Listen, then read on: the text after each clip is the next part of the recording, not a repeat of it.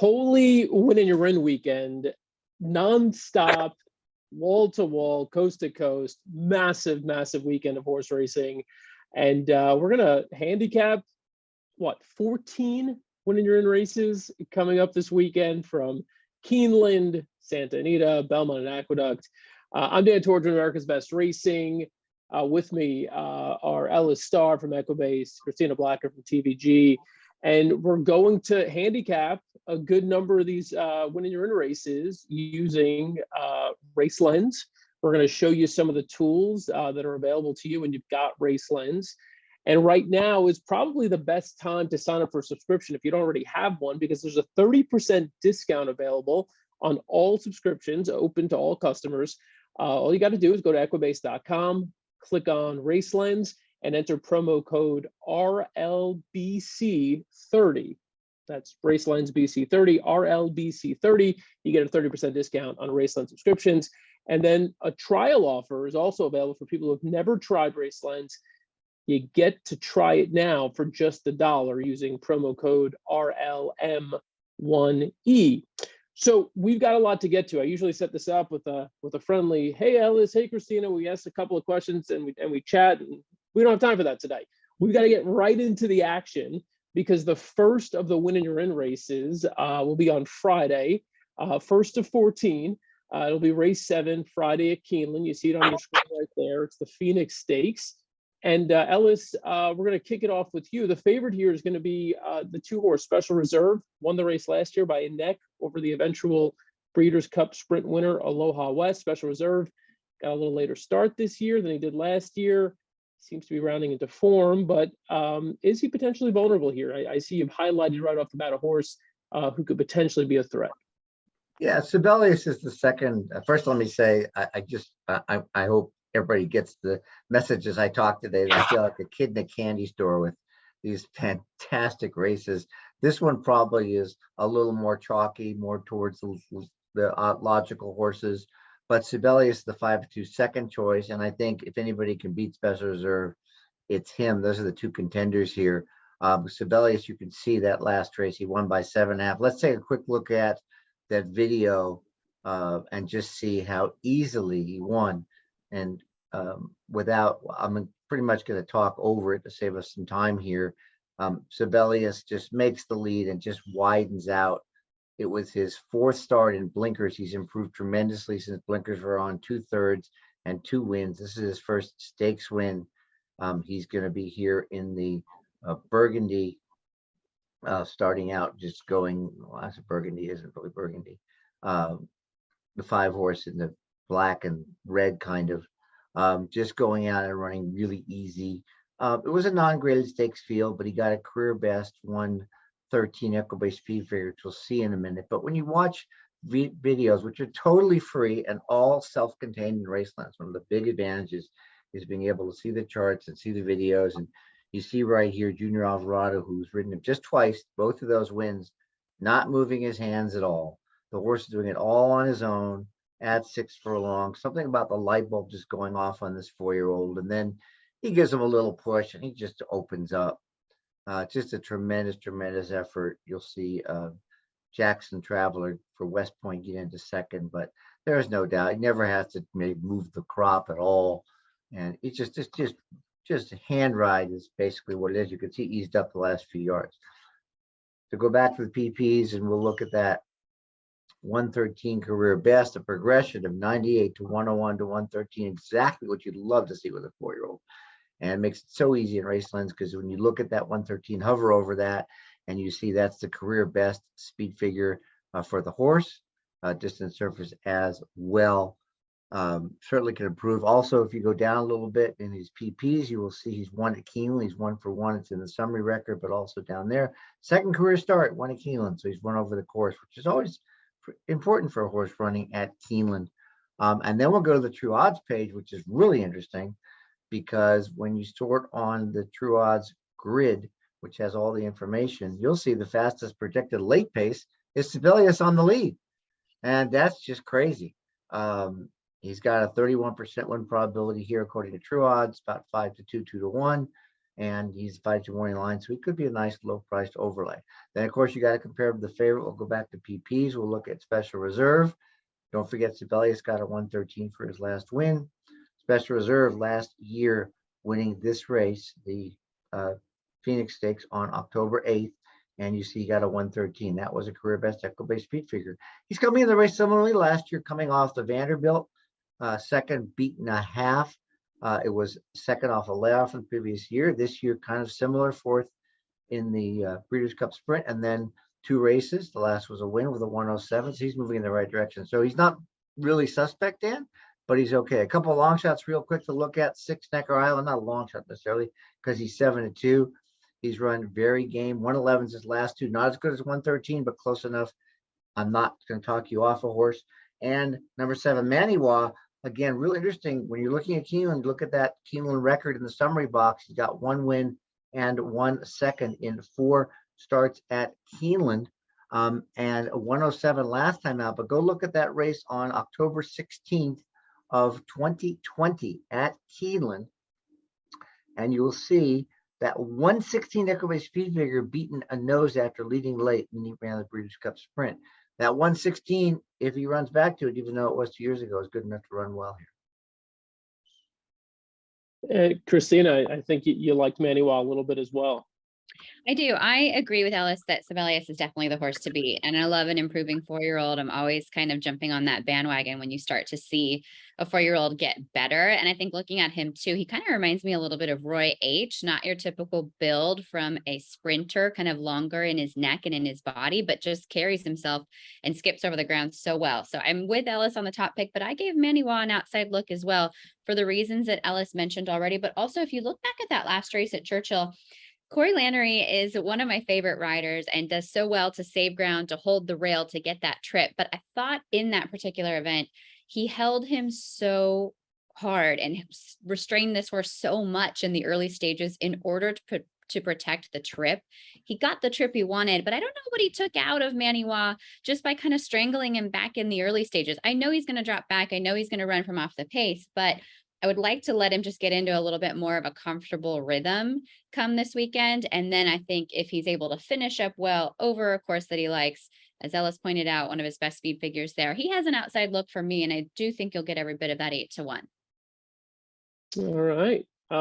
Moving along to the 8th race on Friday at Keeneland. It's going to be the Jessamine Stakes, Juvenile fillies, turf qualifier, full field for this one. 12 in the main body, great betting race. There's no standout on the morning line, and it looks like there's a ton of speed lined up too. Ellis, I noticed in checking out some of the horses you sent along you're about to talk about, it looks like you've landed on a few who should be sitting off of it early, which is, I think, where you want to be here. Yeah, we'll start with the rail with 𝗟𝗏𝗃. You see that last running line when she rallied from 6th at Kentucky Downs, and that's a long stretch. And boy, she just battled head and head down to the wire. She improved big time from 68 to 82 figure, even though it was a maiden race. It's still a very strong figure. We'll go look at that race and about the 115 mark and watch 𝗟𝗏𝗃, who is the 9, I believe. She's on the outside. She's going to be 4 wide, and she's going to battle in here, and then she's going to get into a pitch battle, 2-horse battle down. Again, that was the quarter pole they just passed. It's 5/16 of a mile for folks that don't know at Kentucky Downs. And she's going to get the lead, but then she's going to get headed, and she's going to go head and head all the way to the wire. For a second-time start, that's a lot of mental toughness. You can train a little bit, but that has to come from instinct. And she is just going to fight and hold on and win by that nose there. A big effort. She gets the rail. Jose Ortiz rides her right back again. Back to the TPs, trainer Beckman. I forget who he apprenticed with, but we're going to change Beckman up and just look at his recent history, last 90 days, everything. Boy, has he gotten on fire. 5 for 17. We can sort on official if you want just to see those really quick. 5 for 17, a couple seconds out of 10 starters. 𝗟𝗏𝗃 is one of them, but they're different horses. He is just really getting going right now. And I think that's important to note for a horse that's 10-1. Who's this trainer? Well, I don't know who he is, but I know he's hot as heck. So I think that's pretty significant here. Very good. Now we're going to go to a horse I hope draws in from the also eligible list, 13 tax implications, probably 4-1. He's probably less than that for Chad Brown. He was 8-5 last time out. Chad Brown we know how good Brown is, but you want to check some very specific things. Very easy to do in Raceland, check some specific things. Last 5 years with 2-year-olds only. Sometimes you get small samples. This is okay. Turf route, maiden winner into a stakes, 9 for 27, 33% for Chad Brown. If you click on the official here, you'll see one of those you recognize is Rushing Fall. So we can click on the lifetime PPs for Rushing Fall down there, and you will see that was this race in 2017 coming off a win. So an identical pattern, second time start. Chad Brown shipping into Keeneland to the Jessamine. Not going to get a lot of value, but tax implications, definitely a horse we have to use. We can show that video really quick of tax implications again, just because you want to kind of measure if a horse was all out or did that with Sabalenka, as we talked about. She battled with this horse. Tax implications, we go to about the 115 mark, I think. And we'll start to see tax implications just roll around the field. Remember the number here. She was 8-5. So it's going to be the 3 horse still sitting there in the 𝗟𝗏𝗱𝗀 colors, the red braces and the white, coming off the rail, not really being asked that much by a red who rides back. And then kaboom, just gives her a little cue, and there you go. She's off by 2 lengths. So draws off by 7. Very good. And using Rushing Fall as an example, her win before this race was phenomenal. I remember one of the chart callers wrote a comment like just inhaled foes or drove past. So those are the 2 I think can run really well in this race. One more horse to look at. We'll go to the PPs for the 11. Knock Your Socks Off, who's going to be a price 30-1 morning line. And if you go to the individual research to show lifetime turf for the dam, you'll see 5 wins. Whenever I see that, by the way, and that's, you can set these defaults for things that are situational to this race. And when I see that, it makes you want to take a look. So when I go and click on that, now I can take a look at those and see who those horses are. Well, I know the name Bob and Jackie. We can click on any one of Bob and Jackie's rows there to see what those lifetime PPs were. But Bob and Jackie out of the same dam made one, what was it? I'm hiding my earnings here. Lifetime earnings are tremendous. $530,000. If you go down the bottom as a 2-year-old, big races, Eddie Logan, Let It Ride, tremendous 2-year-old, just like Knocked Your Socks Off. Gets Flavien Prat, and this is significant at 30-1 if you're looking for a price horse, because she won her debut. Go back to PPs real quick. She won her debut at a mile, got only a 74 figure compared to 82 for Sabalenka and tax implications. And then in the juvenile fillies at Ellis Park, she didn't run well. But Flavien Prat gets on, intrigues me, and I might bet a couple bucks to win on Knock Your Socks Off, so I'm not kicking myself late. I like it. I like it. 30-1. Always like that. Christina, you got a little bit of a maybe a under the radar horse, not 30-1, but potential value here in 4 Promise of Hope. Yeah, a couple quick notes too. Whit Beckman worked for Pletcher forever. He's from Louisville. I knew him way back in the day when he started. He's probably for Todd for 10 years or so, and then more recently with Chad Brown. So he has worked for some of the best in the game and has been kind of right there with some of the biggest names that I think we've all been familiar with for a long time. So not surprising to see him come out really guns blazing in the early stages of his training career. I think Sabalenka, as Ellis pointed out, and tax implications, having that experience around 2 turns already at the route distances, that goes a long way in this race. So if you're going to try to find a horse to beat those horses who clearly have a lot of talent and are already proven on the distance and surface, I think you need to find somebody who is trying something new and who is really bred to excel under the circumstances. Promise of Hope was a horse that I'm really intrigued by. I know there was a lot of buzz about this filly going into her debut at Churchill. You can see that she was the favorite that day back on July the 1st. She ends up drawing clear by 3.5 lengths in the end in that main track effort. So Tom Amis brought her back in the Adirondack, thought so highly of her that he wanted to run her against stakes competition. everything went wrong that day. She was pulled up, she was vanned off, but they regrouped. And when they regrouped, they tried her on the turf course at Kentucky Downs. And so we know kind of part of the equation. We know that she can take to the turf because, as Ellis pointed out, that long stretch really can catch up with horses. She's kind of halfway there, and she's out of a Dynaformer mare, as you can see on the bottom side of her pedigree up there. So that definitely would lean her towards the grass. And then being by Ghost Sapper, definitely no problem if she should get the added distance. So the combination of now, I know she has talent. She's already answered part of the question on turf. She's bred to improve with distance. I think if anybody's going to jump up and beat horses like Sabalenka, beat a horse like Tax Implications, who are already proven, you have to kind of find a horse like this. So 6-1 morning line, Promise of Hope, maybe some hope for a big improvement from her under the circumstances. And I want to add real quick, by the way, Tom Amoss has been very loyal and had a great success with Edgar Morales. By the way, if you look at that 24% jockey trainer combination, I mean, they're just doing great. And the fact Morales rode the filly and he's going back to Morales, I think is positive. So I'm adding that one to my picks, Christina. All right, I sold one person at least.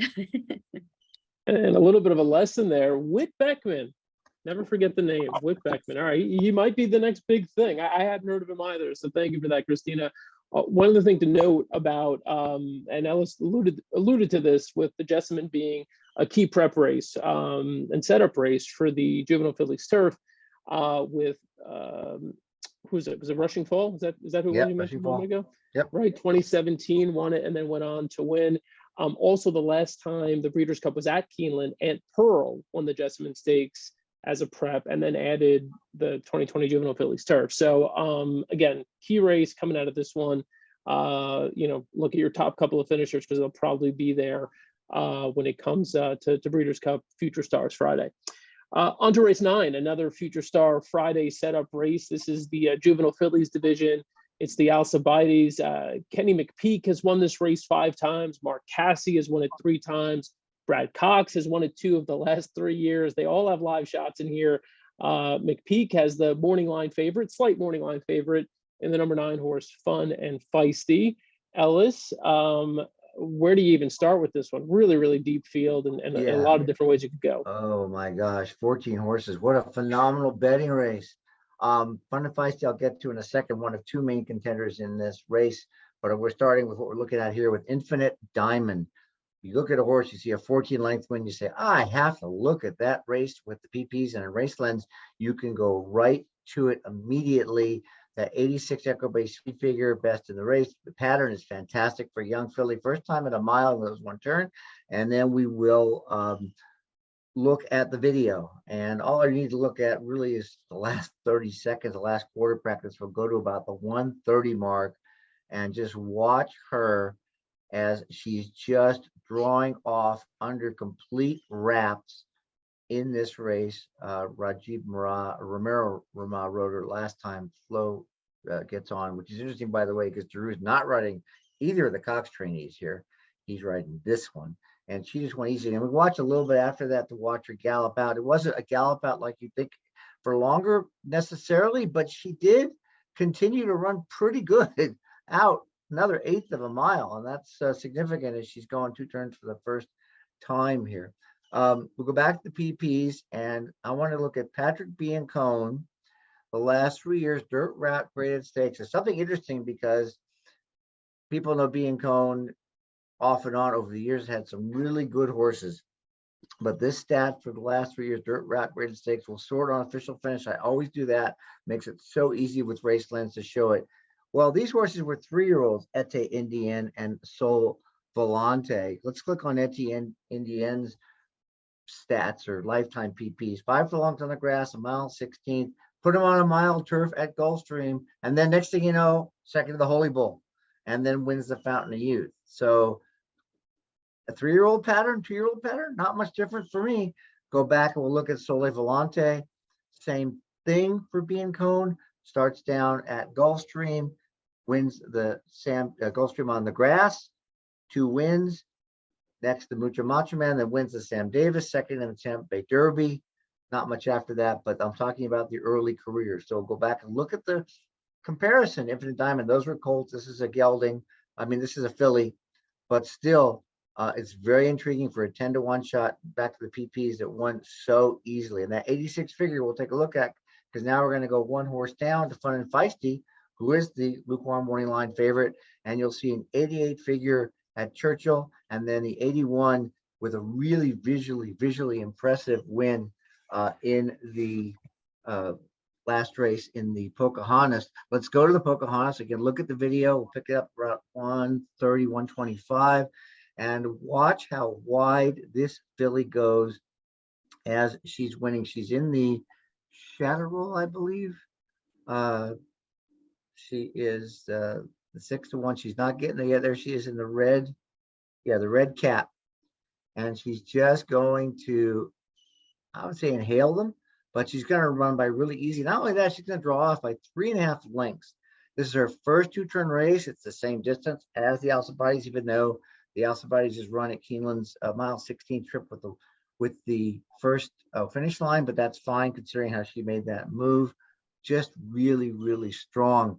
We'll go back to PPs, as Dan mentioned. McPeek's won this race, went to a lot of these races. So we'll go to PPs, we'll go to McPeek, and we change it to today's circuit. I only want to know because I'm looking for these kinds of races, which is Kentucky Downs and Churchill and Keeneland, Ellis Park. 2-year-olds only, dirt route, all stakes. And we could sort on official finish.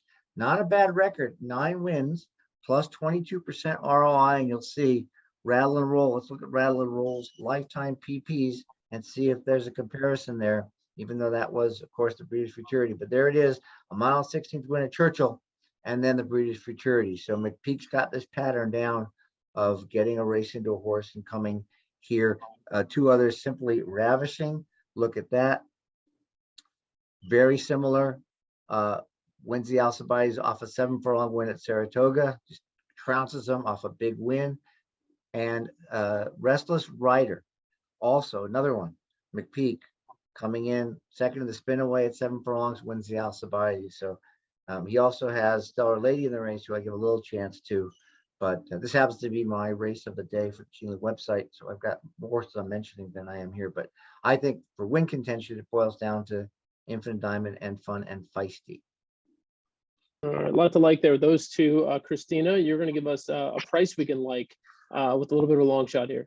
Yeah, can I give you one more, Ellis? How about the 2 Chop Chop for Brad Cox in here? So here's what I'm thinking. First of all, she's 2 for 2. She's won both of her career starts. Both of those races, as you can see, have come on the turf course. Highlighted in green there, Ellis Park over the turf course, at Kentucky Downs over the yielding course on September the 3rd. And by the way, that was the day that they canceled the last few races, and then they canceled the September 4th card. Those were terrible conditions, really tough for any horse to succeed in, let alone a young 2-year-old filly that only has 1 race under her belt. I think the fact that she has those 2 wins show a lot. Brad Cox wanted her in this race. He doesn't have anything in the Jessamine on turf. She's a stakes winner. If he wanted to put her in the Jessamine, he could have easily entered her there. She would have gotten in. I know there were a lot of fillies entered for that race, but I don't see why she's here unless he wants to run her on the dirt, unless he thinks that she's capable of this. And this is a high percentage trainer. So I wanted to look at how he fares with horses switching from the turf to the dirt. I specifically went to females just because I think so many of his stats are really high that I was trying to find, is there a chink in the armor? Is there a way where his percentage isn't that high? It's still high over the last 5 years, 32% turf to dirt with females. She also beat Towhead in that juvenile fillies race at Kentucky Downs. Now she runs in the Jessamine, which runs just prior. So maybe that helps you. You see how she performs in the race prior, and that could solidify your opinion a little bit more on Chop Chop. I don't think she's going to be 12-1. Joel Rosario is jumping aboard. I think more people are going to kind of latch on to this because he is so high percentage, because he does so well at Keeneland year in, year out. But I think this was a very intentional move to put her on the main track. And I would trust a trainer like this not to make that kind of a move unless he really thinks she could be successful. And to add to that real quick, as we've looked at B and Cone, his big success was charting horses in their career on turf, and then going to dirt, and Cox is doing the same thing. Do you think maybe, by the way, I think about this, Christina, that there are more bigger fields and opportunities on turf? Is that the reason why some trainers start these horses on turf and then move to dirt? I think it's more the fact that some of these horses don't have a lot of early speed, and they don't think that they are going to keep up with some of those lightning fast, early precocious 2-year-olds. So rather than trying to send them out there to just be dusted by a speedster that is just more forward right now, they want to start at 2 turns. They don't necessarily want to start on the grass. They just want to start at the route. I think he probably always wanted to start at the route. And even though she pressed the pace in her debut at Ellis, they went pretty slow, 25-1, 49-3. They were not going fast. So I don't think this is a filly that was probably ever going to be fast enough to beat some of the younger horses or the more forward horses on the main track. And he probably thought she had enough ability that I have to manage her accordingly. I need to get her into a stakes race as quickly as I can if I have any chance of getting to the Breeders' Cup or to a graded stakes with a horse like this. All right, we are jumping ahead to Saturday at Keeneland, the 7th race of the day, the Thoroughbred Club of America. 3 horses have won this race and came back to then come back to win the Breeders' Cup Filly and Mare Sprint. I'm seeing at least 3 horses here who will be vying for the early lead. I think it'd be a contested pace. Ellis, 2 of them are horses that you actually like. How do you see this race unfolding? New Mexico being represented in the TCA and maybe the Breeders' Cup with Slam. I remember trainer C.R. Trout shipping out horses from Oklahoma years past. In this case, trainer Todd Fincher, who just won the ACAC Stakes with 𝗟𝗲𝗄𝗃 last week. So definitely something interesting there. Slammed that career record, just getting better and better. The 105 career best, one before last at Del Mar, shipped out to face, you try and keep the horse in the Southwest, and I'm gonna take a shot with some horses here. Classified Allowance, Grace Adler's a nice horse. Midnight Memories came back to win, and then Slammed, got that career best, and then ran a little less fast, 97 in the Rancho Bernardo, but still, I want to look at that workout on 9:21 at Churchill. That's 58-6, second best of 90. The reason is because I saw Fincher, and this isn't really a racelands thing, but it was easy to do. And I remembered 𝗟𝗲𝗄𝗃 won the ACAC Stakes last weekend. So we're not going to do this now, but we could jump out to the ACAC Stakes, look at 𝗟𝗲𝗄𝗃. I wonder if they worked together. And as a matter of fact, they did. These 2 horses worked in company on 9:21, and 𝗟𝗲𝗄𝗃 won the ACAC last week and earned his spot in the Breeders' Cup Dirt Mile. And then 10-1, which is the same day that 𝗟𝗲𝗄𝗃 ran. Slam came back and ran the 4 furlongs at Churchill, worked the 4 furlongs at Churchill. So that 105 figure, keep that in mind. We're going to go to the 2 Palm Cottage, who I believe, we haven't seen the odds yet, maybe the favorite off of these 2 races. Big change. Now, this is interesting, going from Cox to Palo Lobo, but a big layoff, maybe just matured more as a 4-year-old, but a 99 and then a career best 103 Equibase speed figure. This is the 3rd off a layoff, 2 wins since the trainer change. Dan thinks there's going to be a lot of early speed. I think Palm Cottage should be alone. We'll go to the pace projector. And even though it does show that there will be maybe some battle early, if you look at that second projection, Palm Cottage is all alone and projected to go on and win the race. So if that's correct, very, very tough. Slammed will be just off the pace. Just 2 very, very tough horses in this sprint. Back to Palm Cottage. Oh, no, I'm sorry. I wanted to sort on late pace here, right? Similar to we talked about with the horse earlier, Palm Cottage is going to be on the lead and also the fastest projected late pace. So very tough to run down. Those are my 2 contenders in the TCA Stakes. All righty. We will move on to the 8th race now. We are just flying through these, but there are so many races to get through. Thank you, Ellis, for that. Now we're going to kick it over to Christina for a little bit on the First Lady Stakes here. Again, race 8 on Saturday. Yeah, shorter field in this one, Dan, as you can see, just 6 of them to go postward. And of the 6, Chad Brown has 3 of them, half of them.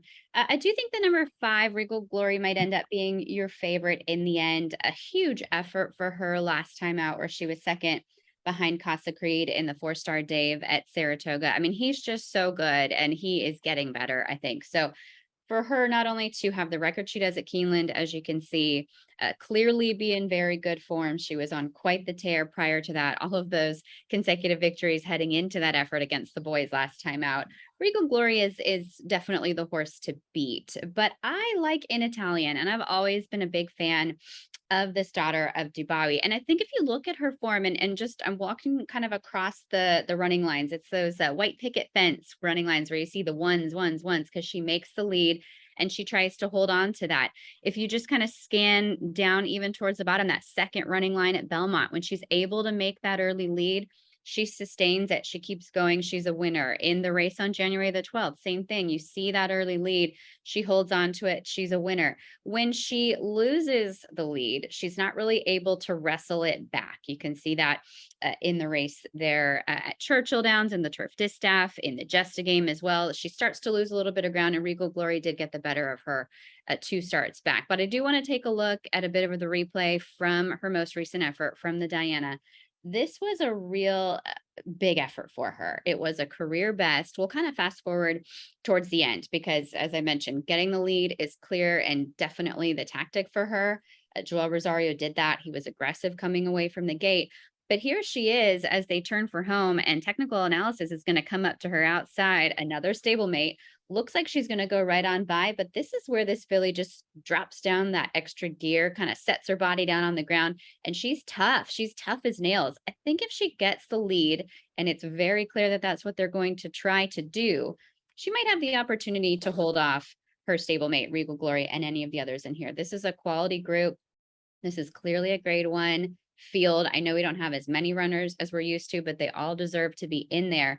And I think they all have to kind of use their best weapons. Her best weapon is her speed. You can see that on the pace projector. She's probably going to be out there on the lead in the early stages.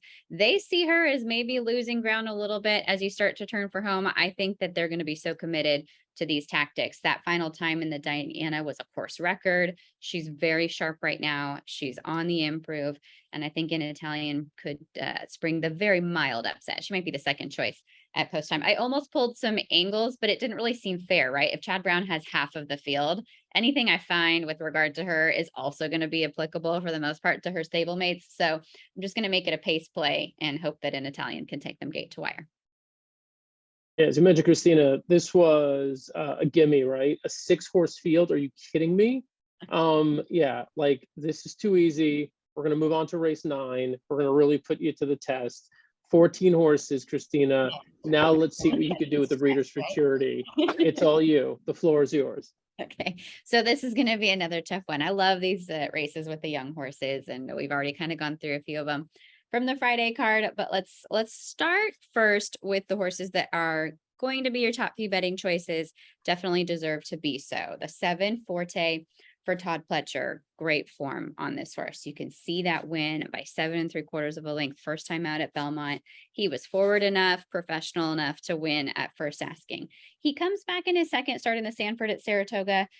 Didn't really kick it in the late stages. That's what you see in the running line for him. I don't really know what the clear excuse for him was that day, but sometimes these horses run so big first time out, and you see that Equibase speed figure that he earned at Belmont, that 91.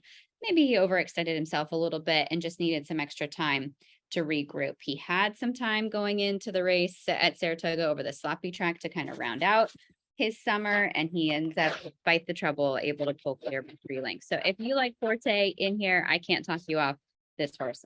Same thing for the 10 Lost Ark. Just a quick look at his form. He's 2 for 2 already, and hit open lengths at that. It may be a softer route in terms of heading to Monmouth for the sapling versus staying in Saratoga this summer against some of the horses that Forte was facing. But when you're even money, when you win by 7.5 lengths, when some of those horses have come back to win subsequently, and when you attract Flavien Prat back again, I can't talk you off of this horse. I did want to talk a little bit, though, about Bob Baffert's runners in here. So he has the 8 Newgate, and then he also has towards the outside the 15 Carmel Road, who is going to need a scratch to get into the field. We'll see as we get closer to Saturday whether or not he gets in. But what kind of struck me was just thinking about how often or how seldomly Bob Baffert sends horses to Keeneland. he doesn't really do this very often. Now, I think this is dictated because he has 4 horses in the American Pharaoh at Santa Anita on Saturday. And so he's just trying to keep these horses separate. But he's high percentage, as he is pretty much everywhere. But if you look specifically at these 11 horses and you just look at the dates kind of on the left-hand side there, you'll notice that I think it's 7 of the 11 or 6 of the 11. Those are all Breeders' Cup horses. He ships for the Breeders' Cup. He doesn't necessarily ship for prep races. The fact that the Breeders' Cup is at Keeneland this year, I think definitely helps the chances of these 2 horses coming into the effort. But I also think he keeps the ones that he really wants to keep a close eye on at home. And I think 𝗥𝗰𝗲 is a monster. I think 𝗥𝗲𝗀 is a monster. He's got those horses at home, and he thinks these ones are the ones that can maybe ship. Of the 2, I personally prefer 𝗪𝗲𝗯𝗶𝗵, the 15, if he gets into the field. And if you're trying to pick, between the Bafferts, I think he's a horse that you kind of want to end up on. That 8 3/4 length win last out, you can see, and he went fast. Look at those fractions. I mean, he was quick in the early stages there at Del Mar. He just ran them off their feet. Those will be the tactics if he does get into this race. This is how Baffert kind of breaks their hearts. You go as fast as you can, you drag them along on the lead, and then because they're trained for fitness, they finish up, and he doesn't have to really worry about holding off many horses because they can't keep up at that pace. My top pick is going to be a bit of a price. I like the 5, Instant Coffee. I'm going to a lot of Brad Cox horses, I'm noticing, through this weekend. This is a horse that was completely forgotten about in his debut. And I'm really surprised by that, because you don't see very many Brad Cox horses debuting at nearly 15 to 1. So we'll take a look at the replay in here. He broke from the rail. He broke okay. He kind of, held that position, but he's sneaking through along the inside there. He's saving ground as best as he can. And the Bolt Doros were all the kind of rage and all the talk at the sales in the last couple of years, and they've really come out firing. You've seen a lot from them in the early stages. And what I like, and I think you can see this looking at his replay, he's very leggy. He looks like a horse that wants more distance. He shows some acceleration as they come around the turn here. Now, he doesn't have any kind of trouble really to face. He's got all the room he wants along the inside, but look at there, he just kind of turns it on. He accelerates on the dirt like a turf horse. You don't often see that. And then he has to go ahead and show a little bit of fight. This gray horse to the outside is going to try and come in and get right up onto his shoulder. And he shows you that determination. This is a nice young horse that probably surprised everybody. If he was going to get away at that kind of a price first time out, I like what I saw from him in that replay. I wanted to go to the true odds page as well to talk about his form a little bit, sort it in terms of the late pace figure. It's a figure that I use pretty much all the time. I always want to check this and see how horses are finishing up their races. Now, he's not the fastest, but Loggins is going to take a lot of money. Forte is going to take a lot of money. Frosted Departure is going to take a lot of money. He's not that far off. And I think you're going to end up with a pretty good price on this horse. So this kind of didn't shake my confidence on him. I think that he's right there and he's on the precipice of maybe kind of improving a little bit. The last thing I wanted to check was his dam. I want to know how her offspring have done. She's actually not produced much just yet. So let's take a look at her PPs. Let's see what she did in her career on the racetrack. She wasn't necessarily a stakes winner, but she was a router. You see that race on February 1st where she was the winner at Gulfstream Park. Another race back there at Monmouth over a sloppy track going 1.70 miles. She had some tactical speed. She's the daughter of Uncle Mo. Plenty of distance there. And then the last kind of thing to help out with the research was Brad Cox and another angle with regard to him. Second time out in a graded stakes. So you're always going to be talking about young horses in this circumstance.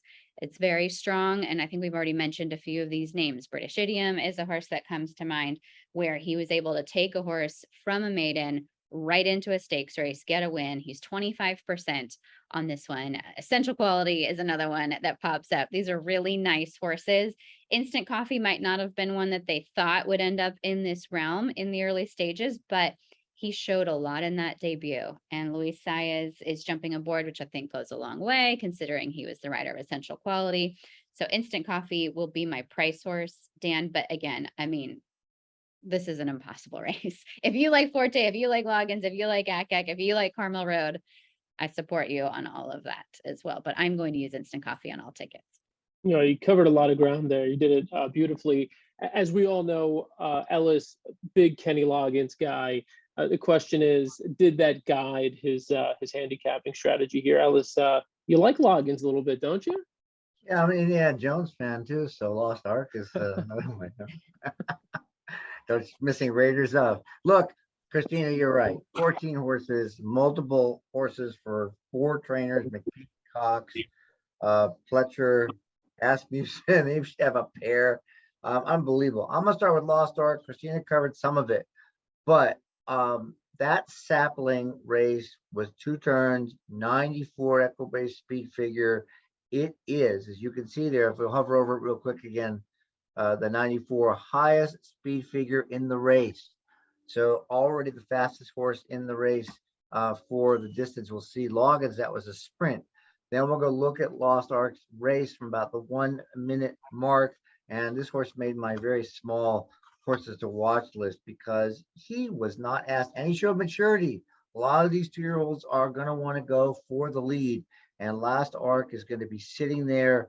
If I remember correctly, my little note here, 1 minute mark. He is the even money favorite, of course, but he's still 4th, sitting there in the black and gold off this lead. Going to get asked a little bit here by Castellano, who won that race. Can go outside and wide and just says, I am going to stretch my stride out and go. And then you could win by a little bit, get down, but no, he's giving him a little bit of an education here, pulling away by 7 lengths. Just really interesting. I'm not sure I like the tail. It's not swishing necessarily, but again, never asked much.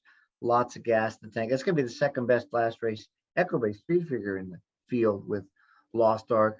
I'm going to go to the dam individual research, Marion Ravenwood. If you're a Robin Hood fan, you would know what that is. And if you'll sort on official finish, I saw all those great stats. And now we'll see who are these horses? There's only 5, so we can go to view all horses PPs if you want, or we can just click on, but view all horses PPs is always kind of cool for me because it does help do that. So we'll click on view all horses PPs. We'll see all 5 of these real quick. The first one, Ark in the Dark, didn't count much, but then we see Dr. Jack, 156,000, didn't win, but did run 3rd in the Pegasus, second route, and then go on down to the next page. And Idol was a really good horse. Again, a very good 2-year-old, won 2 in a row, then came back, or 3-year-old, then won the San Antonio, San Pasqual, won the San Antonio Handicap, then Lost Ark, obviously, and then one more. Oh, there's Nest. Oh, Nest wasn't a bad horse, $1.7 million, winning the 10th, 3rd and the 10th, winning the Demoiselle as a 2-year-old, getting a mile and an 1/8. So Lost Ark really has the breeding that I want to see here. We'll go to Loggins. Dan mentioned, yes, I am a Loggins fan. It was my wedding song, by the way. Loggins, 1 of 2 for Brad Cox. Very impressive. That 108 is by far, I mean, you don't see 108s in the fall really for 2-year-olds until you get to Breeders' Cup. So that is pretty phenomenal, getting that fast of a figure. And then the workout on 10-1, 47 and 6, 4th of 111. We're going to do some comparisons here. Christina talked about Instant Coffee. Go to Instant Coffee real quick, and you'll see that exact same workout, 4 furlongs on October 1st, 4th of 111. They have the exact same time, so they have the exact same number. Worked very, very fast. Go to the one Frosted Departure. I love the fact when you look at the comments at the end, the short comment written out, 9 lengths, 7 furlongs, and then a workout on 10-1 at Churchill. We are talking about McPeak and his success, Rattle and Roll. And then we'll also look at the other McPeak real quick. We're going to go to Hone, number 3, who just ran 2nd in miles. There's that same workout, 24th of 59. What's really interesting now, since we're on Hone, we'll look at McPeak, and we'll go to McPeak, and we can tweak some things, go to individual research, and we'll find McPeak's stats for dirt, route, grade stakes, 2-year-olds, Kentucky circuit. And it's going to be similar to what we looked at in the 𝗟𝗲𝗶𝗰𝗽, but we'll see the same horses again. And in this race, especially if you look at the ones in October, we'll sort on official finish, and you will see Kenny is just very good with these. Smile Happy Rattle and Roll, King Fury, Simply Ravishing, Signal Man, all in these, Restless Rider, all in these October and November races. So if I like one, I got to look at the other McPeak. If I like one Cox, I got to look at the other Cox. One thing you can do here is you click on Show All, do a comparison of all the trainers in this race, and it'll kind of take you back as well. We can sort on the number of wins. I think that's what I did here. And we'll see McPeak and then go back to Cox. We don't need to actually because we already looked at essential quality. So Lost Ark, Loggins, Frosted Departure, and Honed. Those are the ones I'm honing in on. Haha, if you don't mind that pun. In the Breeders' Futurity. Love it, love it. And if you like all these angles here, you see some of the searches with 2-year-olds. You could search and customize by distance, by surface, by track. You could look at Keeneland success specifically, as you've seen us do here. Remember, it's all available on Racelens, and right now you get a 30% discount. Going to Equibase, clicking on Racelens, and using promo code RLBC30. We have one more race on Saturday at Keeneland, another huge race for the Breeders' Cup Mile, the Turf Mile, Coolmore Turf Mile. And Ellis, 2 years in a row, Paulo Lobo has won this race. Might we see a three-peat? That's what I'm banking on. I mean, he just handled this horse. Look at Ivar. He's handled Ivar just tremendously. Let's go back to the 2020 win in this race, and we'll go to the replay. And we'll pick it up about the 120 mark. The horse in the shadow roll, who very smartly, Joe Talamo, moves out to the outside here. He's going to be in your picture coming up here on the outside, still kind of 5th or 6th out there in the shadow roll. You can't miss it. Talamo guiding to the outside. As soon as there's no horse in front of him, Ivar just stretches his stride out and goes right by. There's a couple taps, mostly just throwing some crosses, and just goes to win. I wanted to show that because it shows he likes Keeneland. It shows Lobo was pointing for this race, and it's very, very good. We'll go back to PPs. That race in 2020 was a 1:22 Equibase speed figure, which I think if you hover over it, I believe it's the best in the race for any horse, if I remember correctly. Yes, best in the race ever. So other horses have run very well in these types of races, but not that. Now we'll go to his most recent 2, coming off a layoff from November to July, 106 to 113. The pattern is there. Now, back in 2020, he had run 3rd in the Tourist Mile off a layoff since the previous year, and this year 2nd in the Woodbine Mile, the $1 million Rico Woodbine Mile. So even a better prep. Also, take a look real quick. Go back. We'll look at the Tourist Mile. Look at the equipment there. He had blinkers for the Tourist Mile back in 2020. And then he took them off for the Shadwell. We'll go back and look at the Woodbine Mile. He had blinkers on. Guess what? Look up at the top. Blinkers are coming off for this race. Reminds me of a pattern I missed. I have to just take my lumps here. 𝗪𝗪𝗲 had the same exact pattern coming into the 2022 Store Dancer, which he won because he took the blinkers off just like he did right before the 2021 Store Dancer. This pattern of the trainer managing his horse to say, I'm going to take blinkers off right before this race is really significant. Look at 9 Casa Creed. He happened to run 4th behind Ivar in the 2020 Shadwell Mile when it was the Shadwell Mile.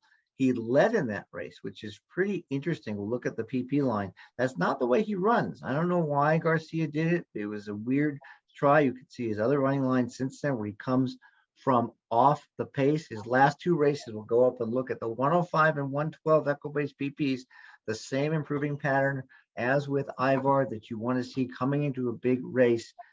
I want to go to the video for the 4-star Dave, which is what he won, which puts him in grade 1 like this, and we'll pick it up about 110, and you'll see Casa Creed in the hot pink. He's pretty much 5th of 5 right now. I think he's just sitting there, and he's just going to do it all on his own. Saez doesn't even do anything really until maybe the 16th pole. And similar to Ivar, once he gets no horse in front of him, it's interesting. Now, both these guys are going to be coming from pretty far back. Hopefully they won't have traffic. It'll be very cool if they both wheel out to the middle of the track and they both come running. But this is just shaking the reins, and he's doing it on his own. You know, that's a really good race that you want to see coming into a race like this with that. One more thing for Casa Creed, we'll go back and look at Mott the last 2 years. How's Mott do keeping his horses in form? So we can easily tweak this to winner back-to-back last time out, 17 for 41, little profit, but a lot of horses, 27%, 56 in the money. Mott keeps his horses in form in top races, as we probably already know. The last one we'll look at quick is Set Piece. So many horses to talk about here. Brad Cox outside. The last two running lines closing from far back, another closer from 9th to 1st, from 5th to 1st. If you go to the Maker's Mark Mile this year on April 15th, you'll see he was 7th and beaten a length of 3/4. I want to actually show that because the video of the Maker's Mark Mile on April 15th, picking it up about the 1 minute and 15 mark. If we can look at the video for the Maker's Mark Mile. And you saw those two running lines from the last two. Well, in this race, he wasn't. He was actually up close. He was only 2 lengths off the lead. He's in the green here. He's going wide. I really don't want to knock the way he was ridden by 𝗔𝗃 in that race because he won with the next start, but this is not the way the horse wants to be ridden. He comes from way back. He just didn't have any energy late. But the last 2 races, when we go back to the PPs, you can see here he just kind of runs even. He ends up 7th, beating 2 lengths. But the fact that he was up close just took all of his gas out, all of his leg kick away. And his last 2 races, definitely he got back on the mark. We'll go back to, we can go off the video here. I want to skip that and go to the individual research for Brad Cox. And I want to see Cox and Rosario. You know, Cox uses 𝗔𝗃 a lot, but with Rosario, it's very interesting. If we look at Brad Cox with Rosario the last 2 years in graded stakes, you're going to see here almost 50% wins, 14 for 31. So I have very little doubt how well meant Set Piece is, and Joe Rosario is the right guy to ride him from off the pace. Real quick, we don't need to show these, but it's such a good race. Santon, I don't know if he's a miler, but he's good. Order of Australia. Last year, he came into this race last year after winning in 2020, and he finished 12th. You can see in his PPs for number 3, Order of Australia. We're going to look real quick. And you see he ran 12th in this race last year. He'll take some money because he was so impressive winning the Breeders' Cup Mile in 2020 at 70 to 1. And then the last one is number 2, Smooth Like Straight. This is a horse you absolutely have to use in your exotics. He's there every race, but if you look at his stretch to finish positions, he's losing position or losing ground in every one of his last 7 races since he won the Shoemaker Mile. He just doesn't have the fight in the last few yards, but he's always in the money. I think I've wrapped it up. I've covered, I think, the whole field. Christina, I don't know what you got left. I just am going to echo your sentiments on Ivar, actually. I love what you had to say about everybody else, but what I kind of especially like about Ivar and what I guess I was really drawn to with this race is that looking at his pattern, he's just so much better second off the layoff every time. And if you kind of hunt through his form, you see that improvement from the May race in 2020 to the June effort, even though it was Allowance Company, from the September race at Kentucky Downs to the October race, October 3rd at Keeneland. You see that step forward for him every time. You see it at Keeneland in October 2021, the effort in the Turf Mile where he was 4th. I know he ran 3rd in the Breeders' Cup Mile, but that's nothing to scoff at. That was one of the races of his life to finish 3rd. And you consider how well he set the tone in the Woodbine Mile with that big effort behind Modern Games, so I think will be the favorite for the Breeders' Cup this year. He's sitting on a really big race and another big step forward. So I'm with you on Ivar as far as the top pick. Thank you. So yeah, no, definitely always boost the confidence when Christina gives the endorsement. So and where you're going to want to stick around for is in a couple moments here. We're going to have Christina go through some of the races at Santa Anita, but that does it for the Keeneland races on Friday and Saturday. There are some more Win in Your Own races Sunday, which we'll circle back to in just a moment. If we could, as we look at the Santa Anita lineup for Saturday, let's scroll down to race 5. That is going to be the first of 3 Win in Your Own races. It's the Rodeo Drive. It's a Win in Your Own race for the filly and mare turf. The returning winner of this race is the 3-horse going to Vegas. She won it last year, wire to wire. There doesn't seem to be a whole lot of early speed in this race, so maybe those tactics play again. If you want to click on the true odds page, it'll give us a nice little overview, a snapshot of this field and how they're expected to race. And you'll see there that early on and through the middle stages, going to Vegas looks to be clear. And I think really a clear-cut pace horse. So I think if you're looking at wagering, you're looking at the horizontals, you're not going to get a huge price there, but I feel like this is a free square. And it's a tough field too. I mean, you got a horse like Fluffy Socks, who's no slouch. And so this is a race to look at. You also look for home field advantage in some of these. A horse like going to Vegas, of course, accomplished and one who has history in this race. Anita there, you could see 5 wins, 6 seconds from 14 starts. So that was an easy race. Remember, I gave Christina some trouble earlier. I said, you're going to do a 6-horse race. That was my contribution to this show. And now I'm going to give Christina a bit of a tougher race here, bigger field. We know a little less about each of these horses as we move to race 6. It's going to be the Chandelier Stakes. This is a win and you're in for the Juvenile fillies. Couple of nice first out winners make their graded stakes debuts here, including the 7, 𝗥𝗰𝗲. Also impressive on debut was the 4, Hunting Coco for Bob Baffert. He's won this race 5 times. He also has the 3-horse Home Cooking, which is a good place to hand it off to Christina. Yeah, Home Cooking. I'm looking forward to what we get to see from her. Home Cooking. Let's start with her form. First of all, you can see the debut. She debuted. She finishes 3rd. That was at Del Mar. Pretty decent 76 Equibase speed figure for her that day. That's the 𝗥𝗰𝗲 race. We'll take a look at that in just a second, but it did prove to be a key race. There were 3 next out winners out of that race, including her. She comes back with the 9 1/4 length victory in her subsequent start. I've looked at a lot of works for this weekend, and not only just the races at Santa Anita, but just kind of across the country. This is the best work I've seen on any horse anywhere is Home Cooking. She is an absolute beast in the morning. She looks tough on paper.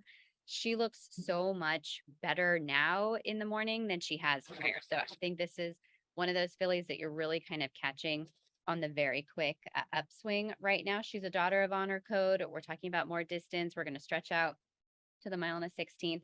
That should not be any problem for her. And the dam, Olympic Avenue, she's produced another really precocious runner who was 4 for 4 to begin the career. So you have the distance in terms of the pedigree, you have the precocity, you have all the tools with Home Cooking. I'm really looking forward to seeing what she's going to do, because she could really do something special in the race on Saturday. Let's look at the 𝗥𝗰𝗲 race though, because she debuted on July the 31st at Del Mar. She really was all the rage of the summer. And I think sometimes we get so excited about these races. It was easy, I think, for a lot of people to maybe want to knock it and to say it wasn't going to end up being the fastest figure or end up being, one of the races that we came back to in the end. But taking a look at her here, she kind of misses the break. You can see her back there. She's the 7, a little slow out of the starting gate. She's a big filly, doesn't do a whole lot to kind of get herself rolling. And Victor Espinoza doesn't panic. He just waits. But what I really appreciated about this backtrack for her is that he kind of taught her something amidst the trouble.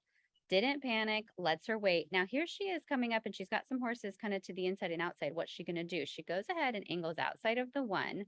She cuts a corner inside of the 10. Here he has another opportunity. She shows a bit of acceleration there, threads inside the 5, swings outside a pair of runners who are retiring.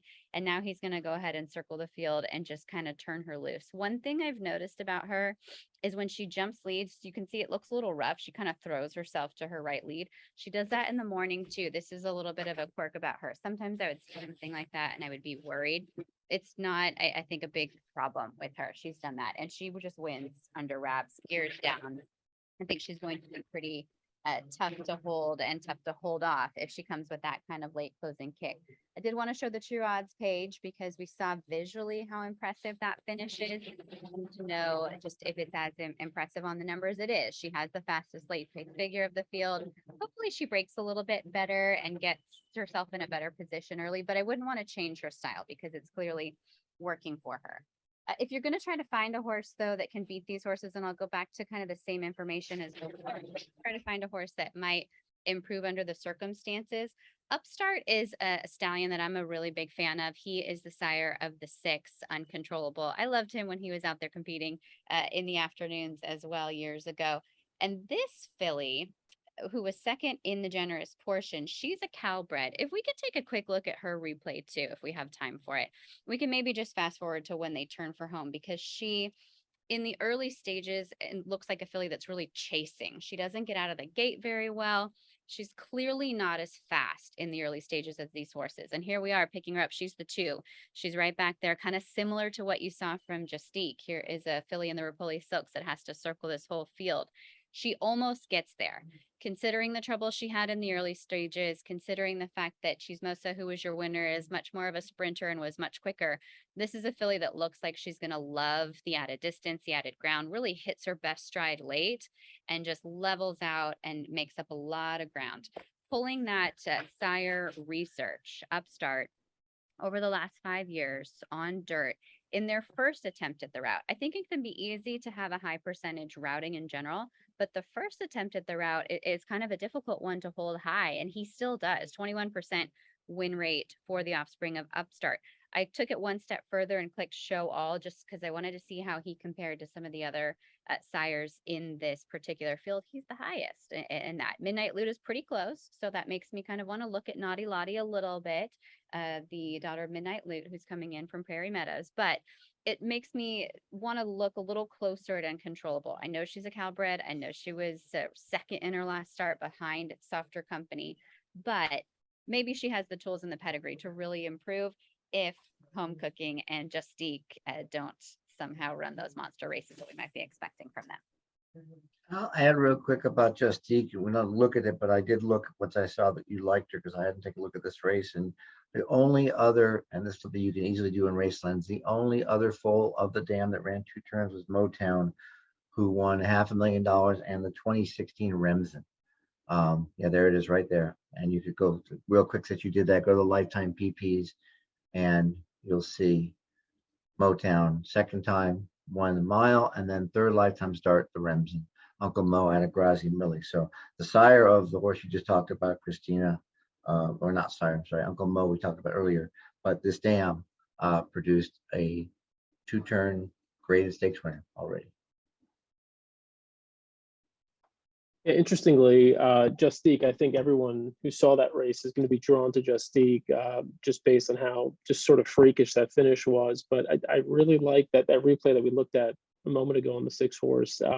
Also has me thinking about maybe going in a different direction in this race. Very impressive, combined with that pedigree that Christina brought up. So really, really interesting there. Thanks, Christina, for that. And we're going to go right back to you now for race 8, the American Pharaoh Stakes.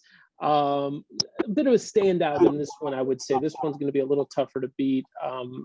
Let us know what you. Yeah, Baffert has 4 of the runners in here. Kind of touched on that earlier in terms of why I think he sent a few to Keeneland for the Breeders' Futurity. Cave Rock is the leader of the class, I think, for him. And so we've seen that in his first 2 career starts. If you hover over that 109 Equibase speed figure, you can see it's the highest for not only him, but for any runners in the entire field. There's nothing to knock. He's fast, he's tough, he's clearly fit. He should improve with the added distance. Juan Hernandez fits in beautifully. And so everything that you see from Cave Rock, you're going to continue to like for him. We can watch him as he turns for home in here. Really the hiccup for a lot of Baffert horses is just running into other Baffert horses, right? The best competition that they get is just their barn mates in races against them. So here he is, another, not only his barn mate, but he has the same owners, the ownership group running 1-2. in this race here with Practical Move. He's going to turn that horse away and he's just going to make it look easy. He was 2-5 on debut. He was a heavy favorite in the 𝗟𝗏𝗯𝗏. Really no problems at all with him. One thing I did notice though from that replay was taking a look at Skinner, who ends up finishing third. Here's a nice finish, big finish on this horse. He's going to come back as the 7 horse in the race this weekend. He is a son of Curlin, and I pulled the same kind of research as I did in the filly race just to see which sires are really going to help the horse improve as they hit that first route. So Curlin is the sire of Skinner. It's not really a big surprise at all, but as they continue to progress in distance and as they just get better with age, I know we're still talking about a 2-year-old, but with age, these horses continue to improve. So 21%, back to a similar number that we saw from the upstarts. Skinner with the 2 turns that we're going to have this weekend could really take a step forward. Taking a look at that, again, modifying it to show all, he sits right at the top of this list. Quality Road is a sire of National Treasure, who's just to his inside, who should maybe improve at the distance as well. But if you're just kind of pulling from the pedigree to find a horse, there would be one. And then the other 2 horses I wanted to point out real quickly, National Treasure, speaking of, Baffert takes the blinkers off. He'll do this with a horse that has won. You don't really see that very often. If something's working, and we just saw it with Ivar as well, you don't see those big equipment changes. This just makes you have to kind of consider using this horse. I know Cave Rock and some of the others might be more highly regarded, but when you have a statistic like this, Bob Baffert with a 2nd-time starter taking the blinkers off over the last 5 years, a 42% win rate.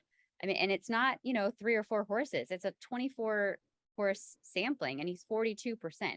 So here's a winner at first asking, bred to improve, a statistic that has worked in the past. Maybe you have to take a look at National Treasure. And then the last horse would be 𝗪𝗪𝗄 towards the outside. 𝗪𝗪𝗄 was a $3.5 million purchase for his owners, for Zidane Stables. He was 2nd most recently in that maiden special weight race that you can see on the 10th of September behind Speedboat Beach. He came back to win the Speakeasy on turf sprinting last weekend. He will be headed to the Breeders' Cup Juvenile Turf Sprint. And 𝗪𝗪𝗄 in the mornings has dusted Carmel Road. So if Carmel Road gets into the Breeders' Futurity, if Carmel Road runs well, then you have that information to call back on, because 𝗪𝗪𝗄 just kind of blew him away in the mornings a couple days ago. So those were some outside angles, but Cave Rock, he looks like the real deal. And I think Baffert kept him close to home because he's kind of ahead of the class in terms of his 2-year-olds right now. I'll just add that we talked about Jessamine, and that's John Sheriff's, and he's not known, of course. He develops his horses. When a horse wins like that first time out. So now it got me thinking about Skinner for the same stable, and this is the Sheriff's pattern. 5th first time out, 3rd second time out, 2 sprints. You look at that even distance behind the other horse, 8 lengths back, 7, 7, 9. Boy, I can't wait to see how well Skinner stretches out. And maybe not to win, but to look as a long shot if he runs well enough to run in the Breeders' Cup Juvenile. And it's just something to think about. So I wanted to add that about Skinner. And it is interesting. Thanks for pointing out the blinkers off statistic. That was great, Christina. Thank you. So that does it for the win and urn races Saturday at Santa Anita. The one final win and urn race that we have on Saturday is going to be at Aqueduct, Backqueduct, BAQ, Bacqua, whatever we're calling it these days. Yeah, but it's at Aqueduct. So there's that. The Vosberg is going to be run at Aqueduct, and a qualifying race for the Breeders' Cup being run at Aqueduct. It's a very short field.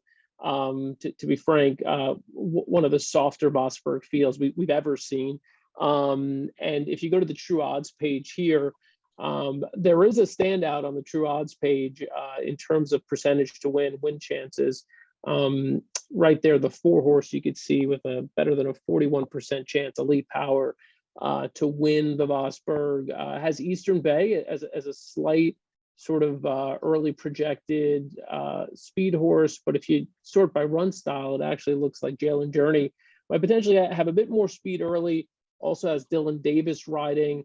And I only bring up speed and pace here because in such a short field, none of these runners have been on the lead or near the lead in any of their recent races. They haven't shown an interest in being on the lead. And so I thought maybe the 2 Jail and Journey, or maybe even the 5 with 𝗪𝗃𝗃, just based on rider tendencies drafted, could be one who goes for the lead and tries to steal it. Any sort of quick thoughts on this race, Ellis or Christina? I Sprint, honestly no think speed, that right? it's going to be a great race to watch. Sorry, Christine, I didn't mean to step on you. Great Oh, race no, to just watch, saying. to think about the sprint, but compared to the 10, 14, 14 horse fields in some of the races at Keeneland, I think this is just going to be a watch race. Yeah. Sprint race with no speed. It was a bit surprising as you kind of look through it, right? But I think, yeah, Elite Power looks tough. And Elite Power is proven at the 1 turn mile, which helps, for a 7 furlong event. Yep. Let's move on to Sunday briefly. We're not going to do a deep dive just because at this very hour that we're recording this, and we recorded this early so that we could get you all those great races on Friday and Saturday handicap, give you some time to sort your thoughts and come up with a plan. So the Sunday races, as you can see there, have not been loaded yet at the time of this recording, but they will be probably by the time you're watching this. Go to Race Lens and click Sunday, and you'll have the races from Keeneland specifically, where we have 3 win-and-run races: the Indian Summer, the Futurity. What do we have? The Indian Summer, the Futurity, the Spinster, and the Bourbon Stakes. Is that 4? Am I losing my mind here? It's one of those not at Keeneland. I don't know. Either way, the one for me that stood out on paper is the Spinster, obviously, because you got horses like 𝗪𝗡𝗏, Malathat, She Dares the Devil, Army Wife. That should be a fun race to watch, and potentially a good betting race. Ellis, any thoughts on that one? No, I think of those races, the one that's going to be most fun to watch would be the Spinster, but the Castle and Key Bourbon is going to be a tremendous race to get your eye on. Again, Breeders' Cup implications for the Juvenile turf, I believe it's the males. And that I'm assuming is going to have a 12 horse field at least, and going to be a tremendous race. Keeneland should have, for those weather forecasters out there, I've done my handicapping. It should be in the 60s, sunny, no rain, high 30s overnight, the 60s during the day. The horses are going to absolutely love it. If you see a horse that's sweating, be careful. Good advice, always. The Futurity, by the way, at Aqueduct on Sunday, and the other 3 that I mentioned at Keeneland. So again, Keeneland is where the spotlight will remain through the weekend. Christina, any thoughts on any of those races before we wrap up?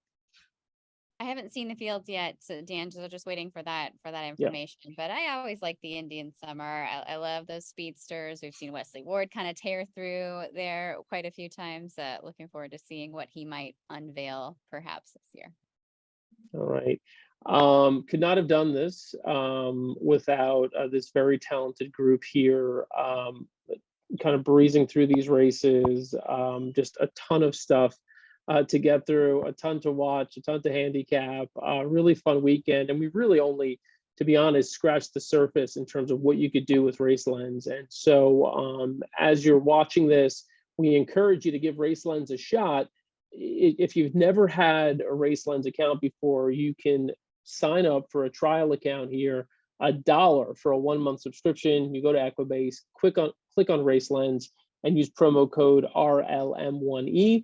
If you have had Race Lens before, but for whatever reason you've kind of drifted off and you're like, you know what, this is probably the weekend to get back in, you get 30% off. 30% off right now using promo code RLBC30. So take advantage of that. Great weekend of horse racing coming up, big weekend. And this is really it. This is the setup for the World Championship. So enjoy it. Good luck. For Christina, for Ellis, I'm Dan. Super excited for this weekend. We'll see you next time.